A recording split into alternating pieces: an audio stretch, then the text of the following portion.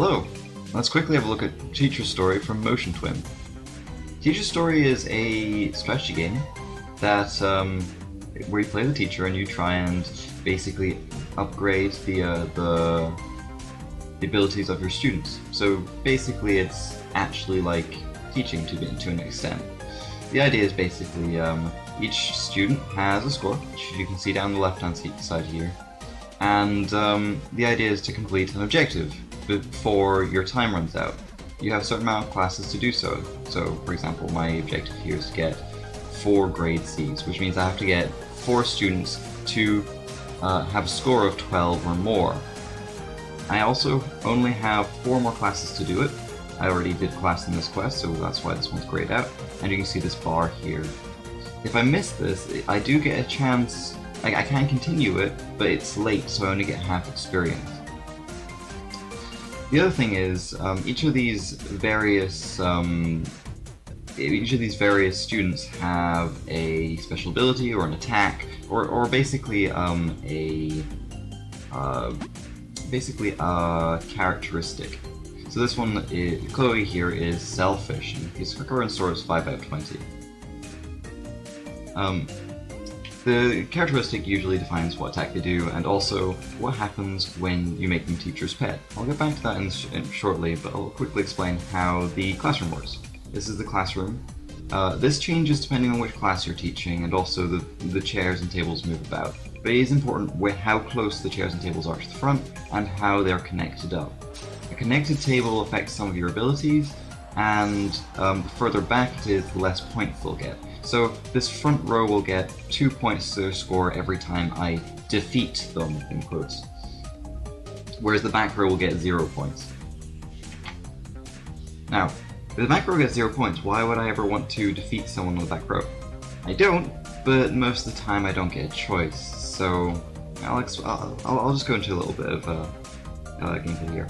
So what we have is all these characters that are thinking about the classroom. I'm trying to get the lowest ones up decently high for the time being. So I'm going to try and move the ones with 3, 5, 4, and 9 to the front 4 seats, and the 10 and 12 to the middle 2 seats. However, you may notice that there is 6 kids here, and only 5 in the classroom. This is because one of them is late. This is an event that can happen when you start. A pupil can appear late and bring you a late slip. This usually just means that you're gonna have to just wait for them to show up.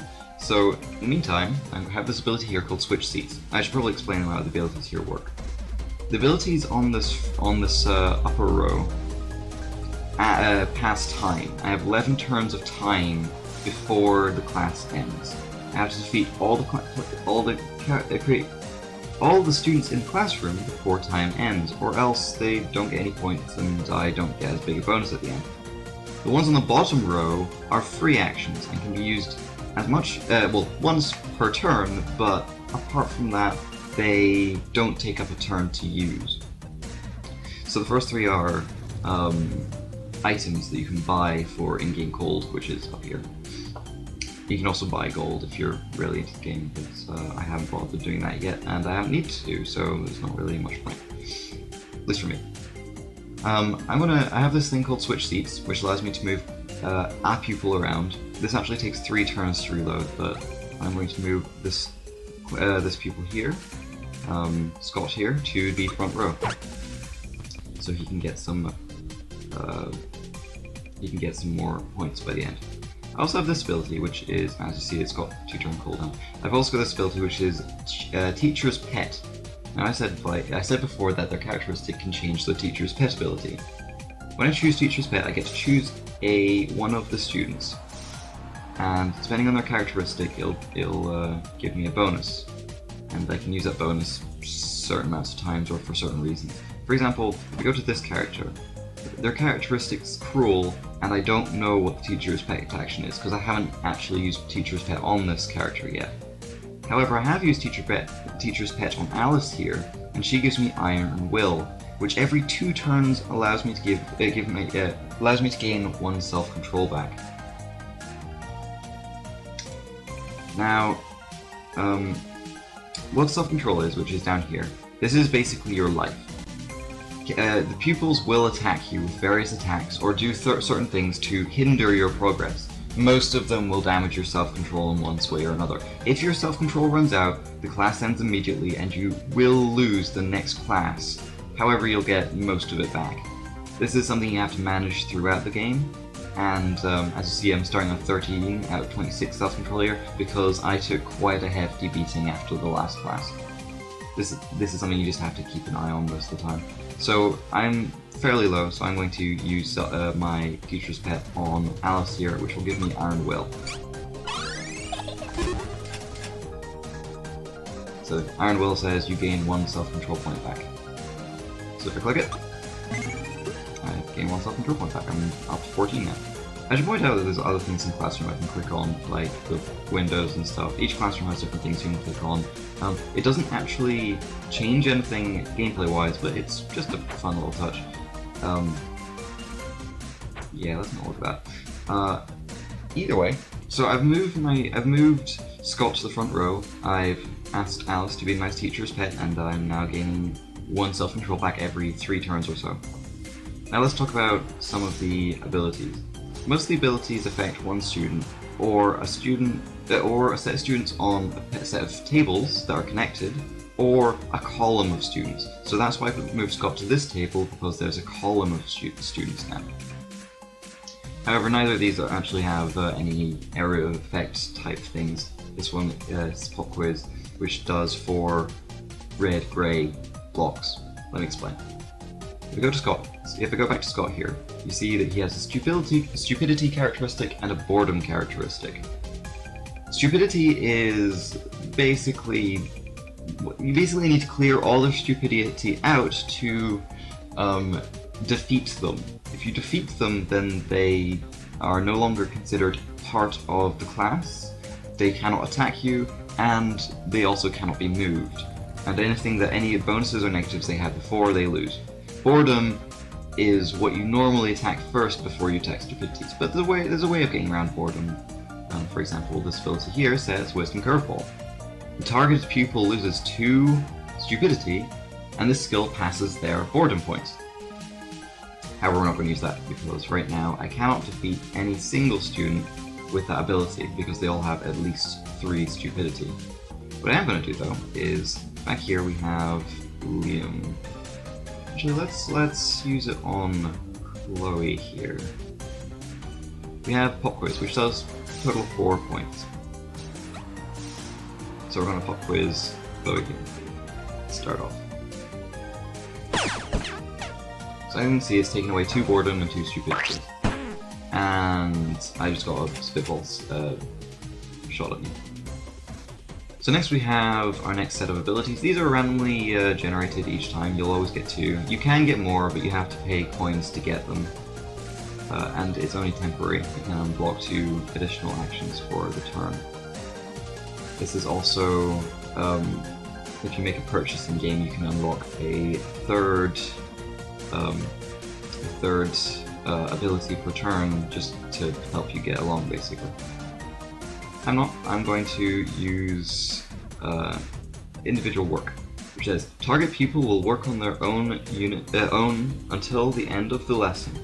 They lose 1 stupidity/boredom per turn and can no longer be targeted. This basically means that I don't need to worry about them as long as they have less than 9 stupidity or boredom on their bar. You can't have more than 9. You can have up to, I think it's 20, but I haven't actually seen a student that's that bored or stupid. Clean Up is a column attack which does 1 point of boredom damage to anything in the column, and also removes negative status effects. None of them have negative status effects. The only status effect right now is Alice has Teacher's Pet, but we don't need to worry about that.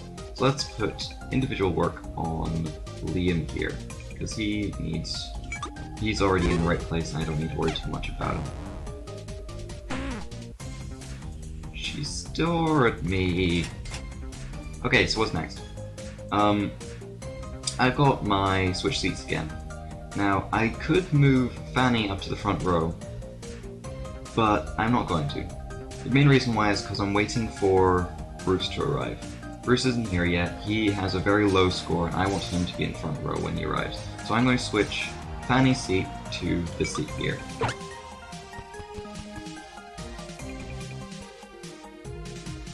This call to order is the same as the column effect, but it's worse. It only affects one pupil instead of a column.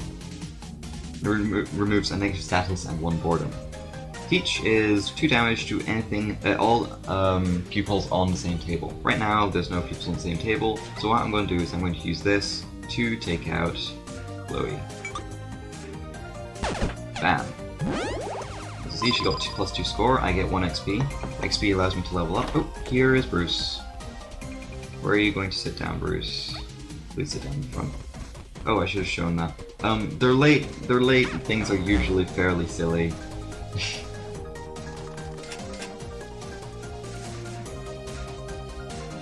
Right. So I'm going to use Iron Will again. Right.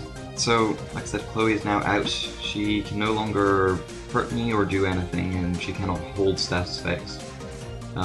If she had Teacher's Pet, she would lose it, and I would be able to choose another Teacher's Pet. And that's it. This is the Wisdom Curveball again, which allows me to bypass stupidity and do 2 points of, bypass boredom and let me do 2 points of stupidity damage. This, however, is better. It says pupils in selected column lose 2 stupidity/boredom. Look who's in a column with each other. I could do it over here as well, but I really need to get Bruce and Scott to finish up. So I'm gonna do that. As you noticed, it didn't affect Liam in the middle here because he's on individual. Right, Fanny used an attack, did quite a lot of damage to myself, and made Bruce angry. Bruce, angry means that they do 1 more damage when they attack, and they also act more often. By the way, I should point out that you see like some of the students have crazy eyes here. This means that they are the ones that are going to attack. So currently Alice does not have the crazy eyes, so she will never attack. Just these 3 at the back will attack. I'm gonna move Bruce forward. Just front seat. And I'm going to teach them a lesson.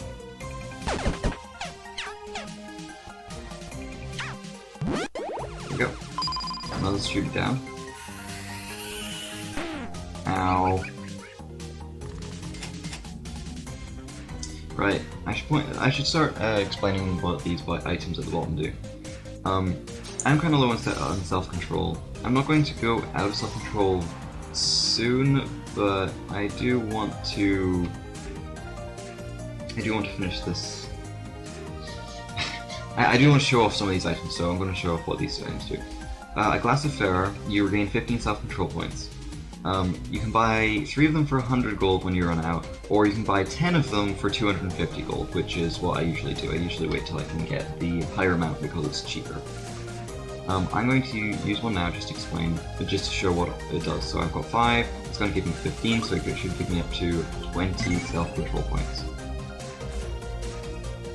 The sponge says that it's basically the same as this, the call to order, except for it does 2 points of boredom damage. It can remove critical statuses as well, which is important because critical statuses are really, really bad and cannot normally be removed.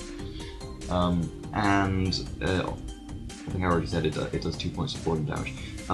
Again, these cost money. It's 50 for 3 or 150 for 10. The Twinoid does 2 points of boredom / stupidity damage on the next attack you do that does direct damage. I haven't really needed these, so I haven't bought any, but it's again 3 for 60 or 10 for 150, or actually it might not be, it might be 10 for 120 or something, no, 100 or 200 or something like that. I would have to check. But in the meantime, I am going to start working on Alice here. She needs to be less bored. Another Wisdom Curveball will now take out Alice here. Ow! That did a lot. Okay, so I'm going to use this to get one of my self-control points back.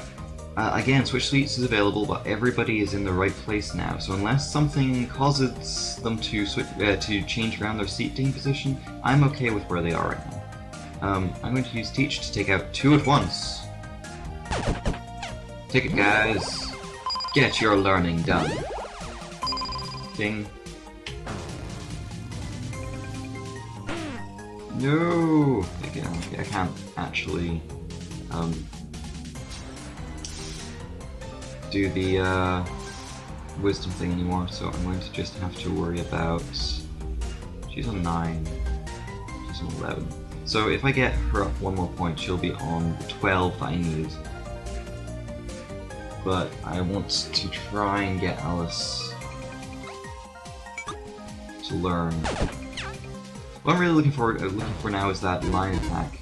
Okay, they're having chat. Now the chatting means that they are highly resistant to learning, which is annoying, but not horrendously bad. So I'm going to use Pop Quiz on Alice here. Now, I think that any attack on somebody who's chatting will break them out of chatting. I'm not entirely sure, I'm just going to check though. No, I am... Oh! They are distracted. Okay, I don't know how that happened. Right, I should probably explain what Pick Up and Confiscate does. Picking up an item and confiscating it gives you points towards a second experience bar, which is your... you can have a helper in your classroom, and they cost a bit of money to pay, but you can unlock more by picking up and confiscating items. I'm just going to leave it there because I'm running out of time here, but what I am going to do is I'm going to use this self-control thing again. I'm going to show you what this does. Pay attention, removes 5 boredom from a pupil at the table. If only one pupil targeted is affected by the boredom loss, they will become attentive. And I'll show you what attentive does. I'm going to actually quickly look at what distracted does. Every time there is a knowledge game, the distracted pupil costs you some self-control. So, a little annoying, but we can deal with that. I'm going to use this, pay attention. I could use this to remove the distracted, but if I get what I want next turn, then this will allow me to knock them both out at once. So now she is attentive. Yeah, here we go. Teach harder. Pupils in the selected column lose 2 boredom/stupidity. Now I just used that thing and it gave her attentive, which says she takes 1 more boredom/stupidity damage the next time this pupil learns something new. Which means if I use this, right here, they will both get knocked out and I will have finished this lesson. I lost 1 self-control point from her being distracted. I lost 3 self-control points from her being distracted. Ow! But as you see, I've just finished the class. I had 1 turn left. Actually, I had 0 turns left, but it counts the 1 turn left if you finish it just on time. So, bravo, you complete the class with 1 turn left to spare. Get 1 experience bonus for having 1 turn left and 5 gold reduction and immediate access to the next class. I'll explain this in a minute. Experience, I'm level 7. This is my experience bar gauge. It'll level up every time I do a class or finish an objective. This is the experience I earned during the class. So I got 6 pupils defeated. I also got 1 experience from finishing within 1 turn early. I got 20 gold, so as you see my budget's gone up by 20 gold. And I didn't confiscate any objects, but if I did, I would get more towards my next assistant. As I see, I got 1 point out of 25 for my next assistant. And I've got some grades here to explain how how well my students are doing. Like I said, I need 4 of them to be 12 or greater. So right now I'm a good ways there. I've got 1 of them to 12 or greater, and I've got Alice and Liam at 11, which only require 1 more point to get them there. The other 3 are fairly far off, but I have 3 more classes, so it should be okay. If I continue here, I go to my home. Now it'll alternate between home and the school office, but they both give you the same actions, so there's not really much point of worrying too much about it. The home you can upgrade, so I've upgraded my toilet. I used to just have a hole in the ground. My bed, you can see it's gone from hay to boxes, and my shower, which has gone from nothing to an actual shower. This is just cosmetic, I don't think it actually changes much in the game. Right, now, when you're at home, you have one turn to do something. Again, these actions at the bottom are free, so Fair gives you 15 self-control points back. These two you can't use, but you can buy more of. The sponge lets you remove criticals. No, you know what these do. I already explained what these do. You also have these, which are the student helpers. Peggy says if you... Sorry about that. Hopefully we'll edit that out. You'll earn 2 XP per student if you knock 2 or more out at the same time, so you'll double your XP gain from those students. Tizok is if you lose your self-control, all of it, you can get 3 back you get 3 back, and he then leaves the classroom. So he's basically like 3 extra self-control if you need it. However, both of these cost 10 gold to hire. Right, so then we should go to these top actions here. Now, these top actions are what take up your 1 turn, except for this one. I'll explain this one in a second. This one gives you 6 self-control points back between classes. And this is the one I usually use, it's just the one that keeps me alive, basically. It's a bit of healing between classes. This is correcting papers. Now, correcting papers allows you to upgrade the student's score by half a point between classes. So if you do this twice, you'll give every student another point of score. I think I might do this mainly because I need quite a lot of points to upgrade all these guys. This one gives me 6 XP. It's fairly simple. I never use this. I'm kind of happy at just like gaining XP normally. And then go on sick leave. It says restores up to 2/3 of your self-control in a 15-hour reset period. This replaces your next class. So this means that this will replace both this turn, your next class, and the next relaxation period. And it replaces 2/3 of your HP, so your self-control, which 2/3 for me would be... I couldn't even tell you.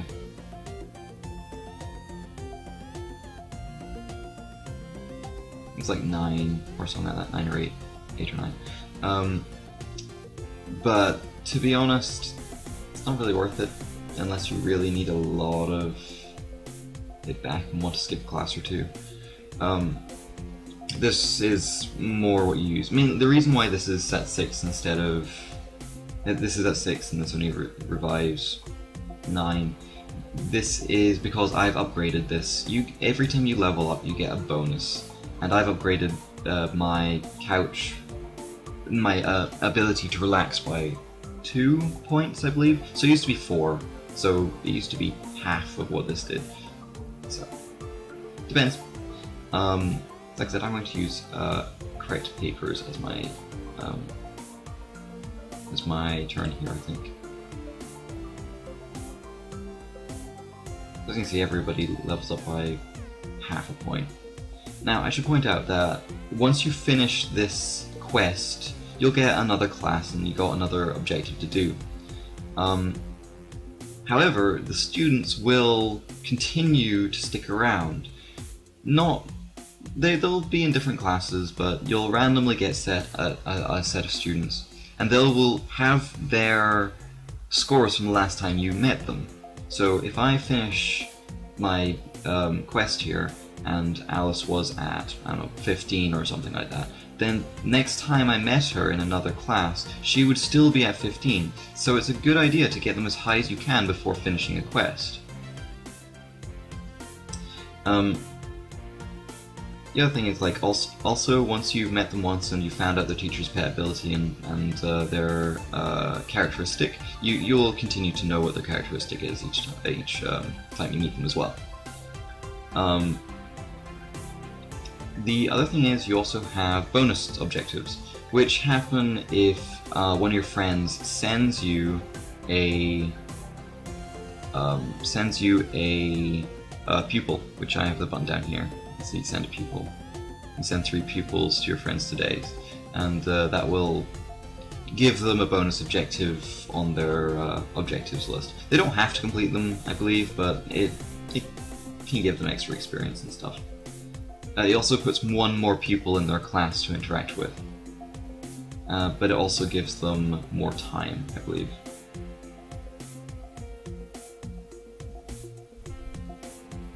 You get 1 extra turn in every class.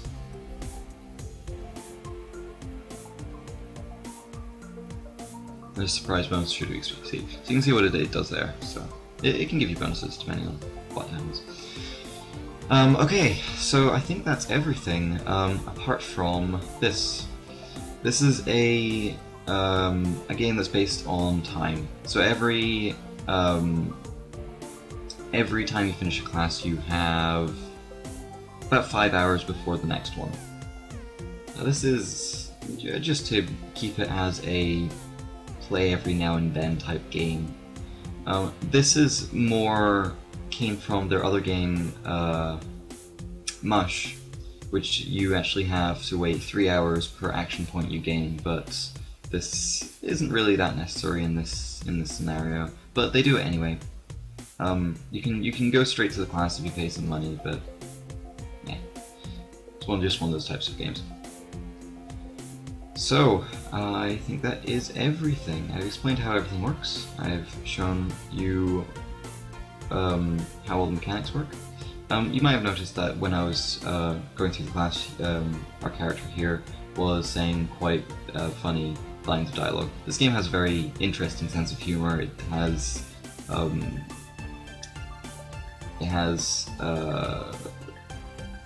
has references to other things like X-Men and kind of other geek culture type things. And other than that, I hope you enjoyed this. I'm going to sign off here. So, I will see you next time, when hopefully I'll be showing you Mush, if it's possible.